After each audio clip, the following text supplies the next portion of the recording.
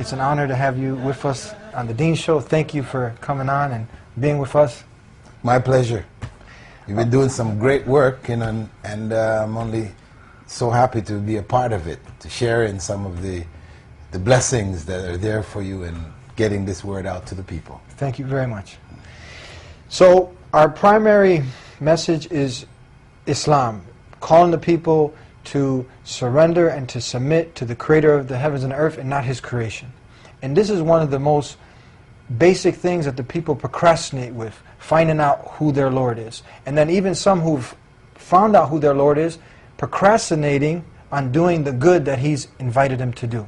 We want to talk about this, Sheikh. What keeps people from doing and putting off? The majority of people you talk to, yeah, they know they got to change. They know they got to do good, but they don't do the good. Why is this, Sheikh? I would say probably the main reason is laziness, you know. The reality of life usually doesn't sink in until tragedy comes. You know, this is when you'll find people, okay, tell me about it. You know? That's the way it usually is, isn't it? You know, because you're busy, you got so many other things happening, you don't really want to make that effort because it requires effort. You know, it just doesn't come. It's not a silver spoon feeding. No, you have to go out and make an effort to get this knowledge. So people, prefer to take it easy, just take things as they go, until calamity strikes. When that strikes, then you find them waking up and coming around and say, okay, let me see that book you're telling me about. Let me get that tape. Let me see this. Can I, give me something. I need something now.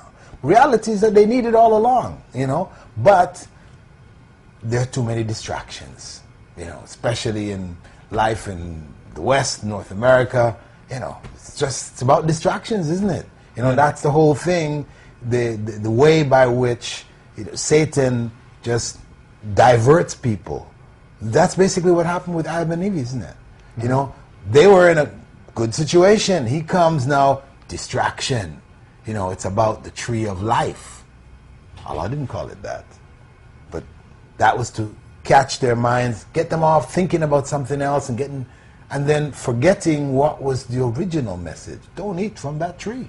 Mm-hmm. That was the original message, So that's what's happening in the life. People are not conscious of what's going on because they're so busy and distracted with other things. As Allah said in the Quran, talking about the compilation of wealth, al-hakumut takasur. People are just caught up so much in gathering the wealth of this world, they're lost as to really what the purpose of life is about. They don't take that minute out to stop and think, why am I here? Am I just like everybody else? The other creatures, the cows and the cattle, the sheep, and just eating, procreating, and then dying one day? Is that all? Is that all that life is about? So it's about, trying to get people to stop for a minute and to think. Because once a person starts thinking, then hey, yeah, really, they start to wake up. But the world, the way things are set up, keeps them too busy. How about now, you got somebody paying attention to us now, and he's thinking, you know what? When I die, I'll deal with it. When a calamity strikes, I'll deal with it. What's the dangers about this? Why should somebody, and what is the first thing that a person should really concentrate on? Well, I'd say that, of course, it's always easy to say, when that happens, I'll deal with it, But the reality is that when it happens, you can't deal with it. You end up not being able to cope. Well, sometimes it depends on what you've been doing in your life, that when that calamity comes, God does leave a door open for you. Other times, hey, the kind of life you've been living, there isn't any door there. It comes and you see what happens to people when calamity strikes. They go mad. So mad, their values are so twisted and warped that they do all kinds of crazy things. I remember reading an article about a man, this was during one of the declines in the stock market. This guy, there was a big drop in the US. The guy had $8 million invested. In a matter of hours, he lost like $5 million. That guy just lost it. He went and bought himself a Kalashnikov, went into the stock, the office, and mowed down the manager and mowed down his dealer, and then turned the gun on himself and killed himself. And the man had $3 million. Still, yeah, he lost 5. That's a big loss, but hey, you got $3 million. So the whole perspectives are gone. Yeah. So saying I'll deal with it when it comes, don't be sure you're going to be able to deal with it. That's fooling yourself, really. Where do they start now? Okay, they say, well, where do I go? Okay, all the person knows is work, relations with, his friends, wife, or illegitimate relationship with women, having a good time, entertainment. But we got their attention for now. Where should he start? What should he start doing first? Well, first and foremost, he needs to come to grips with God. That's the starting point. Do I believe in God? Of course, you say, yeah, I believe in God. That's the norm. Most people say, I believe in God. But the question is, do you really believe in God? Because if you believe in God, then you would be trying to find your purpose.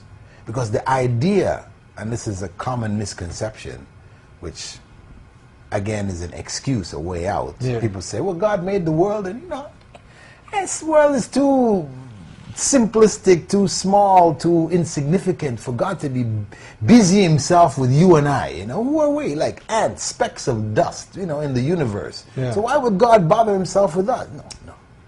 This is a nice cop-out, right? Yeah, there's a God, but he's not busy. He's not bothered about me and my life. No.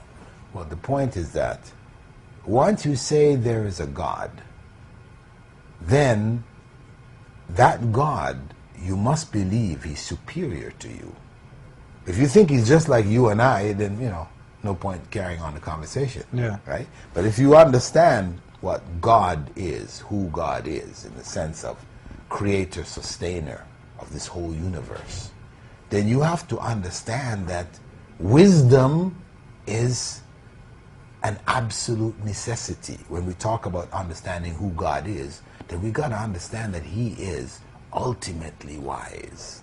And now you, as a human being, right, if somebody said to you, listen, hey, there's this man who set up a factory, produce certain goods, etc., and put an ad in the paper for people to come work in this factory, and he invites them all down, hires them all up, and then he doesn't tell them what to do in the factory. He expects them to just go in the factory, do what they're supposed to do, and the factory runs fine, he's making his profits. No, they're going to go in there, guy hasn't told us what to do, let's go down to the cafeteria, drink some coffee, have a chat, etc. It's not going to work. And we would have to say, that is a dumb businessman. Yeah. That guy was a fool. A fool. An idiot. Yeah.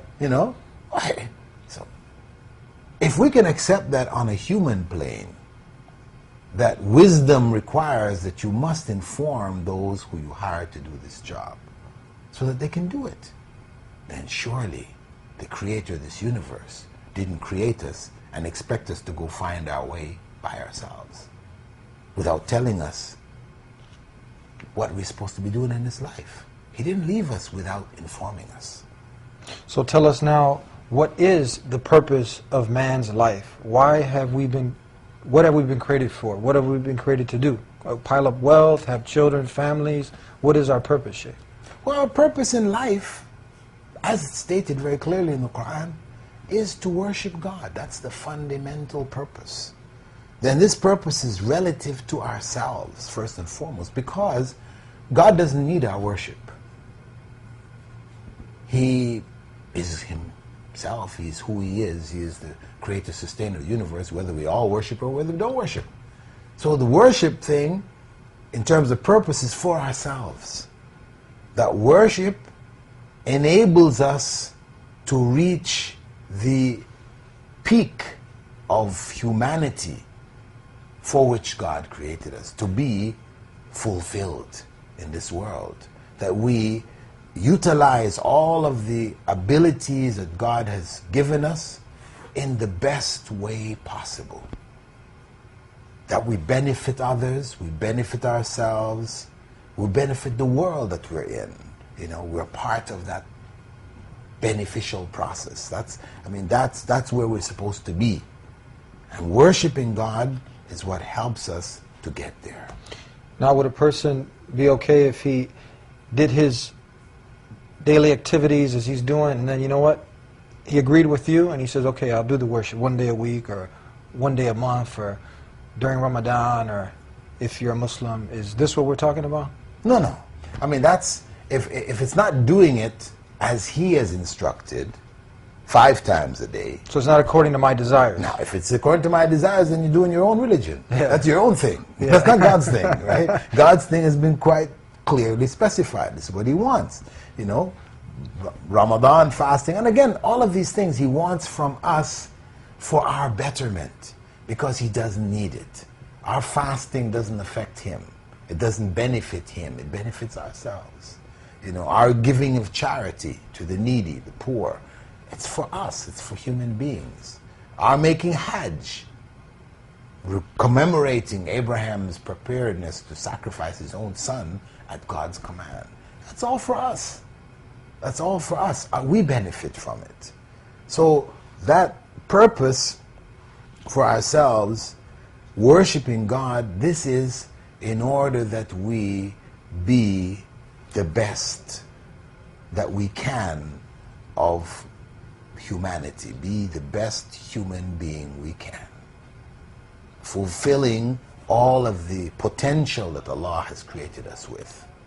So now, for instance, someone agrees with you, just like if someone, you tell them, okay, they need to get fit, and you describe of how they need to work out, they need to, you know, lose a little body weight, but they need a system. Where is all this that you're talking about? How can someone achieve this without doing it according to his own desires? Well, this is what we said, that, you know, a person has to take time and effort and investigate. Look at the various systems out there. See what they have to offer. See the rationale behind them. And I believe, you believe, that Islam is the answer. Islam is ready. We believe Islam is the right way, not just because we happen to be Muslims, you know, and so naturally you have your own bias for your thing, but because Islam has evidence for what it asks you to do. It makes sense. It's practical. It matches life. It's natural. As some people call it, the natural way. The natural way. That's it. It's natural. And that's what the Prophet said. Allah created every child in that natural way. But it's the environment, the parents, relatives, the family, that diverts the child from that natural way. So Islam brings people back to the natural way. If you are seeking the truth, what are some of the qualities that you should look for in one that is to be your creator? Because you have people that are claiming that this statue, this monkey, this cow, a man is God. What should the human being, and how should he identify who his Lord is? So then he can follow this plan and purpose that God Almighty, the Creator, has laid out for him. Well, of course, knowing who God is, we know intrinsically inside of ourselves who God is. People might have convinced us that somehow God became these other things, you know, and God can be found within these other things. Yeah. But reality, inside ourselves, we know who God is. We know that God isn't born. Because if he's born, it means that there was a time when he wasn't. And then how does he get born? Yeah. Who brings him into this life? It has to be somebody else there to cause him to be. Then that person who caused him to be, or that being that caused him to be, is greater than he. He wasn't able to bring himself in. So, obviously that is superior. So therefore, when we talk about God, God can't be within the world of beings that come into being. Beings that were not, and then they became. They didn't exist, and then they existed. Those beings God can't be found among those beings. He is obviously outside of that whole process of coming into being. God is, as the basic characteristic, is the one before whom there was none. There was nothing before him. He's the first. The Alpha and the Omega. He's the last. There's nothing after him. He is without beginning, without end. He isn't born. He doesn't die. He doesn't have needs. So once you deal with a human being, he has needs. Jesus, for example, was circumcised on the eighth day. You don't go and circumcise God. It's not common sense here, Yeah. And then, he's drinking milk. He needs nappies, and hey, this is not God, But of course, what happens is that when people are raised in an environment of that thought, where you don't stop to think. I mean, when you see, for example, Hindus and their rites of worship, when they worship their gods, right? There's a series of rituals that they do. Among the rituals is that they ring a bell and wake up the god in the morning. Oh, yeah? Yeah, wake him up. And they take him out and give him a bath and set him in his place, and you pour milk over his head and you put food in front of people just do it because that's how it's always been done. They don't stop to think for a minute. Hey, you're waking up your God? I mean, he sleeps. He doesn't know what's going on here. You have to wake him up in the morning. It's just the same thing. You take a man as God. It's the same thing. This man was born and he died. He had needs. He suffered. This is not God. These are the creatures of God. So these attributes we say of weakness or deficiencies, etc., these are not suitable to be attributed to God. God is beyond all of that. So inside ourselves, we do have an idea what makes sense relative to God. We do have an idea. But people, due to how they're raised, the information that they've been fed, not hearing any alternatives, get used to certain practices and customs and beliefs and ideas. And you find them believing and doing the weirdest things. Yeah. You had mentioned Jesus, peace be upon him. What do we actually, for the non-Muslims who actually heard you say Jesus, and some people attribute him being God, what do we actually believe who is Jesus? Well, we believe that Jesus was a messenger of God. And we worship the God of Jesus. Who Jesus worshipped. I mean, if you just stopped and thought for a minute, who was Jesus worshiping? Because it's recorded in the Gospels, despite all of the other issues about the Gospels, we put those aside. We just say it's mentioned there that Jesus worshipped God. So who was he worshiping? If he and God are one, then who was he worshiping? Himself. And you've got problems here. Yeah. It doesn't make sense. And then the other thing when it comes to worshiping, if you just stop